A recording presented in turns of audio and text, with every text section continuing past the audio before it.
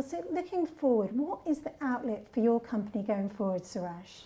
I hate to say this, but the more volatility, the better, because as our fundamental thesis is that companies struggle to access the capital markets. There's this $2.7 trillion funding gap, and the more volatility, the more uncertainty there is, the more companies will stay private for longer, the more they will look for private capital, the more they will come to people like us, and particularly in Asia, people like us. So actually the outlook at the moment, with some of the uncertainty on the horizon, wherever you look in Asia and globally, is actually creating a lot more opportunities for private companies to say, you know what, I need to speak to someone like Adamas Finance Asia to get my financing in place.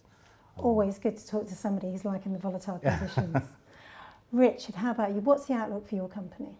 We feel optimistic about the outlook for our company, and it comes back to that rate of revenue growth.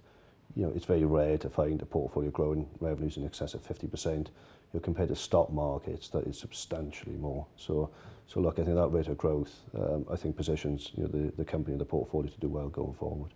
Good. And Richard from Augmentum Fintech, what's the outlook for your company? We hear a lot about fintech companies. Yes, I mean, we are very positive. We do hear a lot about fintech, and fintech is one of those words that has become very ubiquitous and overused even in current times.